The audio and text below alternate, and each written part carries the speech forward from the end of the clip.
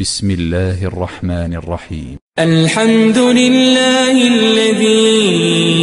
أنزل على عبده الكتاب ولم يجعل له عوجا قيما لينذر بأسا شديدا من لدنه ويبشر المؤمنين الذين يعملون الصالحات أن لهم أجرا حسنا ماكثين فيه أبدا وينذر الذين قالوا اتخذ الله ولدا ما لهم به من علم ولا لآبائهم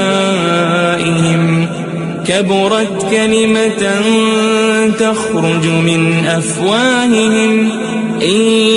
يقولون إلا كذبا فلعلك باخع نفسك على آثارهم إن لم يؤمنوا بهذا الحديث أسفا إنا جعلنا ما على الأرض زينة لها لنبلوهم أيهم أحسن عملا وإنا لجاعلون ما عليها صعيدا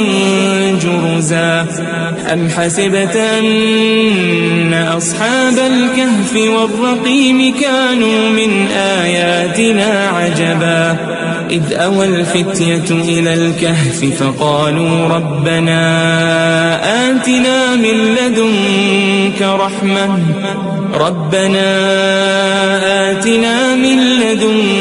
رحمة